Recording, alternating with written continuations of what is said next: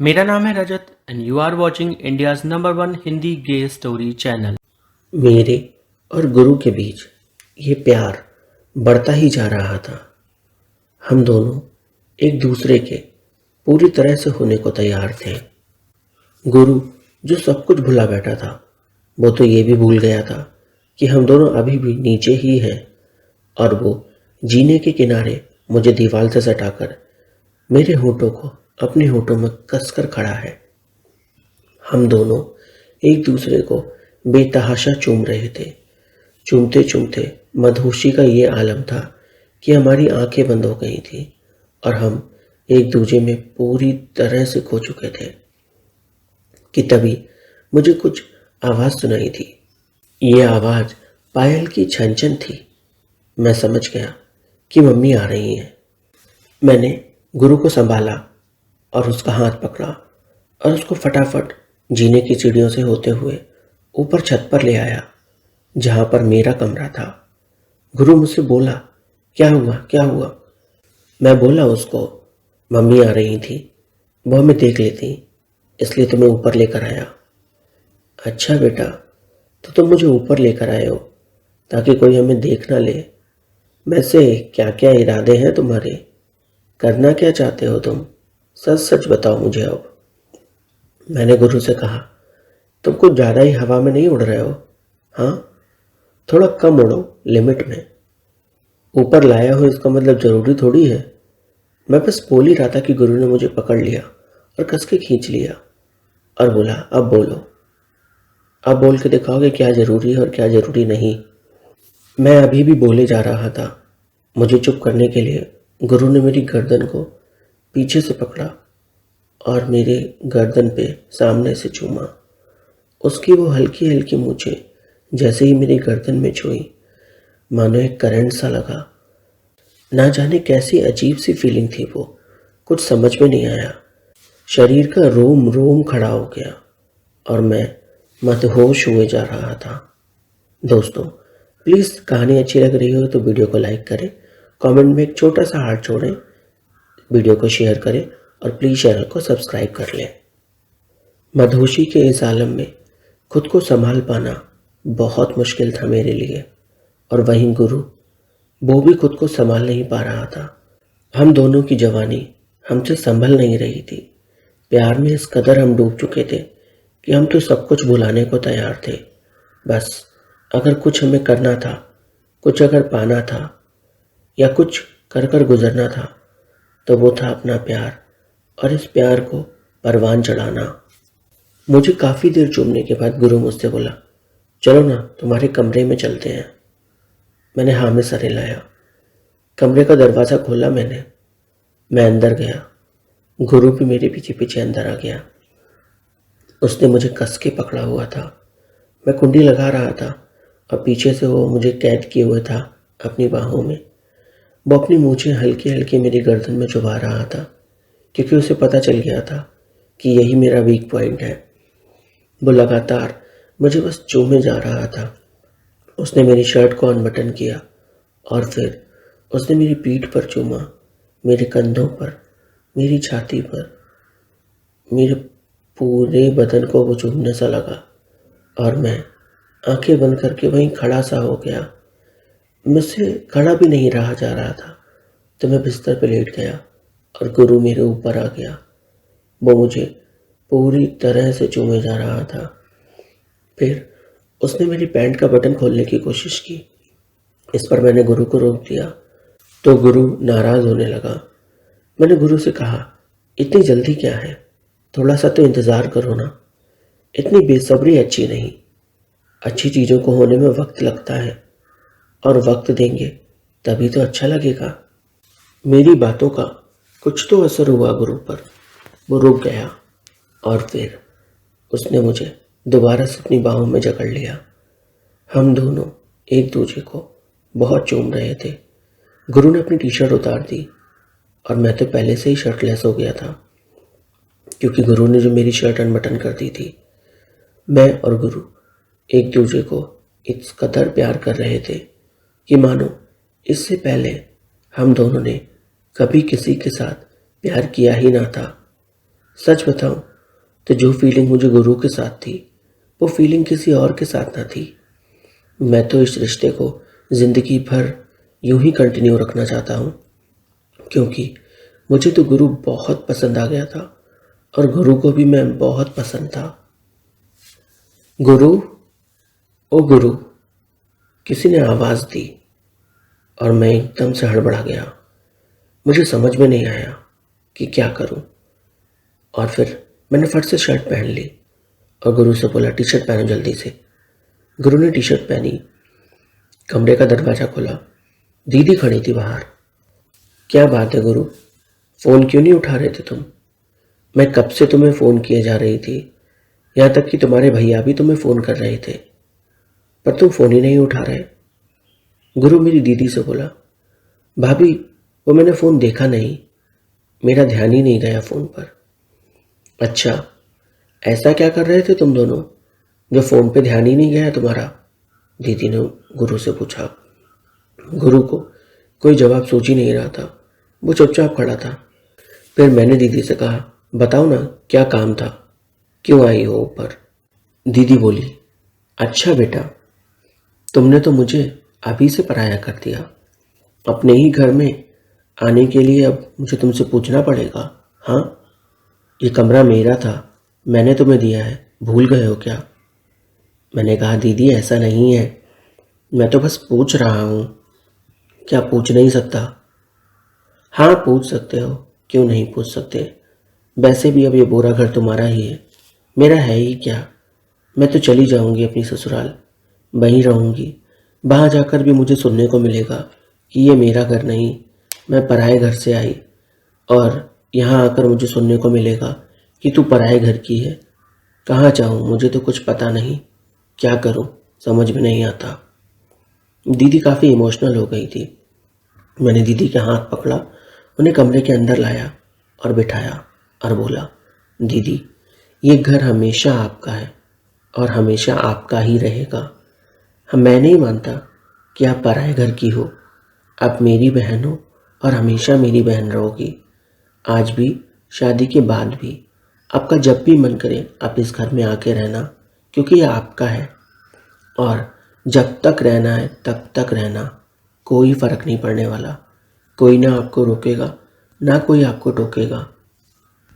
आपको क्या लगता है मैं पुराने ज़माने की सोच का हूँ? मैं नए ज़माने की सोच का हूँ। मुझे कोई फ़र्क नहीं पड़ता, आप मेरी बहन हो और हमेशा रहोगी, और मैं आपसे बहुत प्यार करता हूँ। दीदी ने मुझे कसकर गले लगा लिया। वो रो रही थी। मैंने उनको चुप कराया। अभी क्यों रो रही हो, अभी तो बहुत टाइम है विदाई में। मैंने मजाक करने की कोशिश की। फिर दीदी हंसने लगी और गुरु भी हंसने लगा। दीदी ने गुरु को डांटा और बोली, तुम क्यों हंस रहे हो? गुरु बोला, अरे भाभी, आप लोगों के बीच का प्यार देखकर और मस्ती देखकर मुझे हंसी आ गई, तो मैं क्या करूं? दीदी ने गुरु से पूछा, तो क्या ख्याल है तुम्हारा, रुक रहे हो या जा रहे हो? दोस्तों प्लीज़ वीडियो को लाइक कर दीजिए, कमेंट करिए और चैनल को सब्सक्राइब करिए। क्या बताऊं भाभी, कुछ समझ नहीं आ रहा कि रुकूं या जाऊं। क्यों, ऐसा क्या हो गया गुरु? दीदी ने पूछा। भाभी, आपका जो भाई है ना, ये चाहता ही नहीं कि मैं रुकूं। ये तो बस मुझे भगाने की कोशिश में ही लगा हुआ है। मैं तो इससे कुछ करने को बोल रहा था, थोड़ी मस्ती, थोड़ा मजाक, पर ये तो अपनी ही एक अलग दुनिया में है, जहाँ इसे ना तो सुनना है ना समझना है। बताओ क्या करूँ अब मैं? दीदी मेरी तरफ घूमी और बोली, क्यों रे छोटे, क्या चल रहा है ये? सुन लेना उसकी, जो वो कह रहा है कर देना, क्या जाता है तेरा? अब मैं दीदी को क्या ही बोलता कि वो आखिर क्या कह रहा है और क्या करना चाहता है। उसने तो बस बात को घुमाने के लिए ऐसी बात लगा दी कि मैं कुछ बोल भी ना पाऊँ। मैंने गुरु से कहा, तो गुरु तुम्हें रुकना है ना आज रात, तो तुम रुक जाओ, मैंने तो तुम्हें रोका नहीं। देखा भाभी, देखा, यही तो दिक्कत है, ये मुझे रोक ही नहीं रहा है। ये तो चाहता है कि मैं चला जाऊं। अब जब ये चाहता है तो भला फिर मैं कैसे रुक सकता हूँ? और रुकने के लिए तो मुझे इसके ही कमरे में रुकना पड़ेगा ना। दीदी ने मुझे गुस्से में देखा और बोली, ये सब क्या है, कोई झगड़ा हुआ है क्या तुम दोनों के बीच? जो तुम उसे रोक तक नहीं रहे हो। तुम तो ऐसे नहीं हो, ऐसा क्यों कर रहे हो? मैंने दीदी से कहा, अरे नहीं दीदी, वो मजाक कर रहा है। पूछो उससे एक बार आप कि क्या करना चाहता है वो। और आपने जीजू से बात की? क्या वो रुकने देंगे इसको यहाँ पर? ये पूछ कर आया नहीं पूछ कर आया, क्या पता किया आपने? हाँ, ये तो मैंने पूछा ही नहीं उनसे। मैं अभी उनको कॉल करके पूछती हूँ कि क्या मैं गुरु को यहाँ रोक लूँ। मैंने कहा, हाँ दीदी, आप जीजू से एक बार कंफर्म करो कि क्या गुरु यहाँ रुक सकता है। अगर वो हामी भर देते हैं तो हमें क्या दिक्कत। गुरु आराम से रुक सकता है, जितना उसका दिल चाहे, जितने दिन वो चाहे। हमें तो खुशी ही होगी ना। हमारी बातें सुनकर तो गुरु के चेहरे पर एक अलग ही चमक आ गई थी, मानो उसकी कोई इच्छा पूरी होने वाली हो। दीदी ने जीजू को फोन लगाया और उनसे पूछा कि क्या गुरु को आज रात रोक लें। जीजू ने भी कह दिया, गुरु का मन, अगर वो रुकना चाहे तो रुक जाए, हमें क्या दिक्कत। वैसे भी अब वो घर भी तो हमारा ही है, कोई फर्क थोड़ी पड़ता है कि हम कहाँ रहें। दीदी ने गुरु से कहा, तुम्हारे भैया कह रहे हैं कि तुम रुकना चाहो तो रुक सकते हो, अब तुम्हारी मर्जी। रुक रहे हो तो मुझे अभी बताओ। थोड़ी देर सोचने के बाद गुरु ने कहा, हाँ ठीक है, मैं रुक जाता हूँ। दीदी ने जीजू को बताया कि गुरु ने रुकने का फैसला कर लिया है। जीजू ने कहा, जरा गुरु से बात कराओ। दीदी ने गुरु को फोन दिया। गुरु सिर्फ हाँ या ना में बात कर रहा था। जीजू ने उससे ना जाने क्या पूछा। कुछ बातों का जवाब उसने हाँ में दिया और कुछ बातों का ना में, और दोनों काफ़ी देर तक बात करते रहे, लगभग 15-20 मिनट। फिर गुरु ने फ़ोन काट दिया। गुरु तो रुक गया था हमारे घर पर। दीदी हमसे बोली, चलो नीचे चलो, रात का खाना मम्मी बना चुकी हैं और डाइनिंग टेबल पर वो लगा रही हैं। चलो उनकी मदद करते हैं चल के, फिर सब लोग साथ में खाएंगे, है ना? ठीक है दीदी, चलो नीचे चलो। मैंने दीदी को बोला। दीदी आगे बढ़ने लगी और मैं दीदी के पीछे पीछे था। गुरु ने मेरा हाथ पकड़ लिया और इशारों से बोला, नहीं तुम नीचे नहीं जाओगे अभी, इतनी जल्दी क्यों जाना है। पर मैंने उसे समझाने की कोशिश की, लेकिन गुरु जो था वो सुन ही नहीं रहा था। और दीदी ने तो पीछे पलटा भी नहीं, वो आगे बढ़ती गई। उसे लगा मैं उसके पीछे हूँ। वो जीना उतर के नीचे पहुँच गई। मम्मी दीदी से बोली, ये कहाँ रह गया और गुरु कहाँ है? तो उन्होंने बताया कि मेरे पीछे ही तो था, देखो। और जब वो पीछे पलटी तो हम दोनों में से कोई नहीं था। दीदी गुस्से में जल्दी से जीना चढ़ती हुई ऊपर आई और उसने देखा कि गुरु ने मुझे कसकर बाहों में जकड़ा हुआ है और मेरे सर के बाल पकड़ रखे हैं और मेरे होठों को अपने होठों में कैद कर रखा है। दीदी ये देखकर एकदम शॉक्ड हो गई। उसे उम्मीद नहीं थी कि उसे ऐसा कुछ देखने को मिल जाएगा। वो बस मुझे हैरानी से देखे जा रही थी और गुरु को। मैंने तो आंखें बंद कर रखी थी तो मुझे पता भी नहीं था, और गुरु तो खोया हुआ था। तभी दीदी जोर से चिल्लाई, गुरु ये क्या हो रहा है? और गुरु ने मुझे छोड़ा। मेरे तो हाथ पांव फूल गए दीदी को देखकर, और गुरु भी बुरी तरह से डर गया। उसे भी समझ नहीं आ रहा था कि अब वो क्या करे। दीदी ने कहा, नीचे आओ तुम दोनों, मम्मी खाने पर बुला रही है। ये बोलकर दीदी नीचे चली गई। हम दोनों डरे सहमे से नीचे आए। हमें लग रहा था कि दीदी ने मम्मी को सब कुछ बता दिया होगा, पर दीदी ने मम्मी को कुछ भी नहीं बोला था।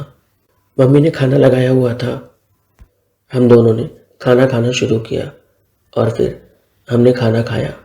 दीदी हमें लगातार देखे ही जा रही थी, उसकी नज़र अभी भी हम पर ही थी। फिर खाना खा के जब मैं ऊपर जाने लगा तो दीदी ने आवाज़ दी, गुरु और तुम दोनों मेरे कमरे में अभी 2 मिनट की भी देर नहीं होनी चाहिए। हम दीदी के कमरे में थे। दोस्तों, कहानी अच्छी लग रही हो तो प्लीज़ वीडियो को लाइक कर दीजिए, कमेंट में एक छोटा सा हार्ट छोड़िए और वीडियो को कहीं शेयर ज़रूर करिए। साथ ही चैनल को सब्सक्राइब कर दीजिए। दीदी हमें अभी ऊपर से लेकर नीचे तक स्कैन कर रही थी, मानो ना जाने क्या ढूंढ रही हो। फिर वो बोली मुझसे, क्यों रे, ये सब क्या चल रहा है तेरे और गुरु के बीच? सच सच बता मुझे। मैं कुछ बोल ही नहीं पा रहा था। समझ नहीं आ रहा था दीदी को आखिर क्या एक्सप्लेन करूं, क्या बोलूं। तभी गुरु ने दीदी से कहा, भाभी मैं आपके भाई से प्यार करता हूं, वो मुझे बहुत पसंद है, और बस अपने प्यार का मैं इजहार कर रहा था जब आप आ गई। दीदी ने गहरी सांस ली और बोली, तो ये कब से चल रहा है तुम दोनों के बीच? गुरु बोला, जब से मैंने पहली बार इसको देखा है तब से। और सिर्फ ऐसा नहीं है कि मैं ही इससे प्यार करता हूँ, ये भी मुझसे बहुत प्यार करता है। सही में? सही बोल रहा है क्या ये? दीदी ने मुझसे पूछा। हाँ दीदी, ये सही बोल रहा है, मैं भी इससे बहुत प्यार करता हूँ। सही है बेटा, अच्छा है, मैं वहाँ जाऊँगी और तुम उसे यहाँ ले आओगे। अदला बदली कर ली तुमने तो। और दीदी हंसने लगी। मुझे तो लगा था दीदी गुस्सा हो जाएगी, पर उसने तो ये सबको बहुत कैजुअली लिया था, जैसे कि ये कोई बहुत बड़ी बात नहीं है। उसके बाद दीदी ने कहा, चलो तुम दोनों एक दूसरे का ध्यान रखना और जाओ कंटिन्यू करो जो कर रहे थे। और हंसने लग गई। मैं तो शर्म से लाल हुआ जा रहा था और उधर गुरु भी। फिर मैंने कहा, ठीक है दीदी, हम जाते हैं। देखो, प्रोटेक्शन यूज़ करना, बिना प्रोटेक्शन के कुछ मत करना। ये सुनकर तो मेरे धुएं निकल गए कि आखिर दीदी ऐसे कैसे बोल सकती है। पर वो गलत नहीं थी, हमारे बड़े ही तो हमें सही राह दिखाते हैं। उसने हमारे भले के लिए बोला था। गुरु और मैं कमरे के बाहर निकले। हमने गहरी सांस ली और गुरु बोला, क्या ख्याल है फिर? अब तो भाभी ने भी अनुमति दे दी।